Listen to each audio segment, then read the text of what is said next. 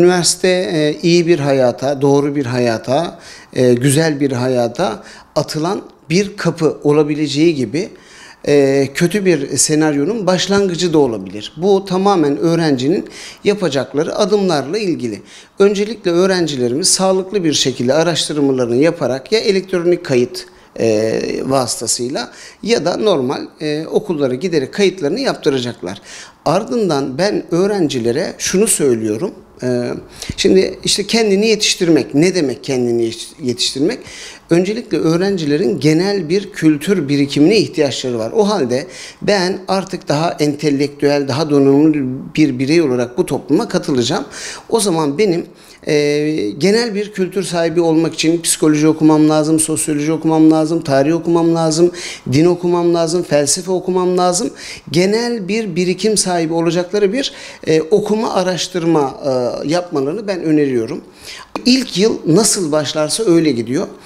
Gerek arkadaş ilişkileri, gerek sosyal ilişkiler, gerek şehir ilişkileri anlamında da bilgi donanım, tecrübe sahibi insanlara sorarak, fikir sorarak bir araştırma sürecine girerlerse iyi olur diye düşünüyorum. Türkiye'de yaklaşık olarak öğrencilerin %60'ı bu yıldan yıla değişmekle birlikte %60'ı şehir dışına gidiyor.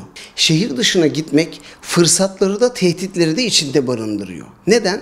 Çünkü evet, şehir dışına gittiğinde uygun olmayan bir ortama girdiğinde insanlar, gençler bu sefer uygun olmayan ortamdan doğal olarak beslenme kaynakları olarak etkileniyorlar. O yüzden öncelikle gerek kalacakları yer, gerekse sosyal çevre ilişki ağları, iletişim ağları mutlaka bir takım süzgeçleri olmalı.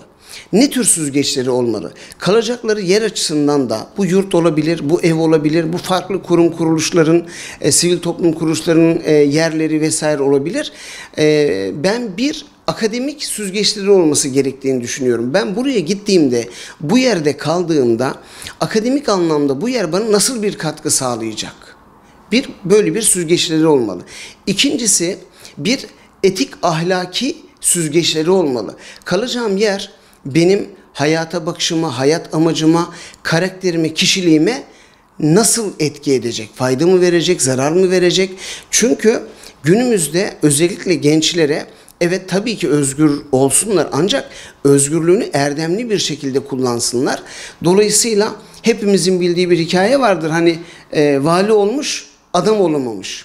Hem vali olabilecekleri hem de adam olabilecekleri bir sosyal ilişki, bir ortam, gerek arkadaşlık ilişkisi, gerek kaldıkları yer bu anlamda onlara katkı sağlayacak mı?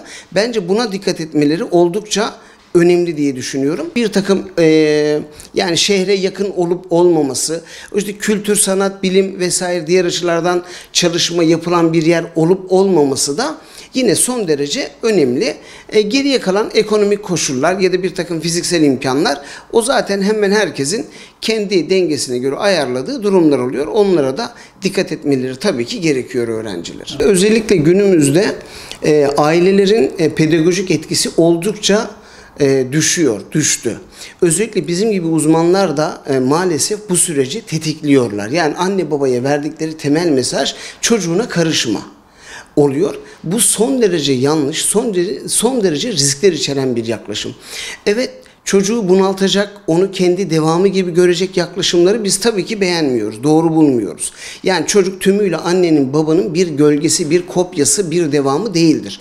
Onun özel, bağımsız bir alanı da mutlaka olmalıdır. Ancak üniversite hayatını ben bazı açılardan İspanya'da boğa festivalleri vardır. Herkes orada. Dolayısıyla böyle bir ortam da olabiliyor. O yüzden anne babaların çocuklarına bilgi donanım tecrübelerini aktarabilecekleri bir ilişki kurmaları son derece önemli. Mümkün olduğunca ara ara, özellikle ilk yılda gidip çocukların ortamını, arkadaş ilişkilerini, yaşam alışkanlıklarını bilmeleri, konuşma hukukunu bozmayacak şekilde bir dil kullanmaları, yani gençlerin duygu düşünce dünyalarına girecek, onların kendilerini açmalarını, kendilerinden, anne babalarından destek almalarını sağlayacak bir dil kullanmaları son derece önemli. Çünkü artık şehir dışına gidiyorsa aslında bir anlamda şehir içinde de üniversite hayatında kuş yuvadan uçuyor. O halde kuşun her zaman yuvaya mutlulukla dönebileceği bir ilişki ve iletişimi kurmak son derece önemli. Sevgi ve merhamet dilini unutmamak son derece önemli. Ama tabii ki ormana giden bir kuzuya kurtlar, leşler, yırtıcı hayvanlar nasıl bir takım risklerle karşı karşıya ise üniversitede de maalesef işte bunları görüyoruz, konuşuyoruz vesaire. Bu tür riskler gerçekten son derece yüksek oluyor.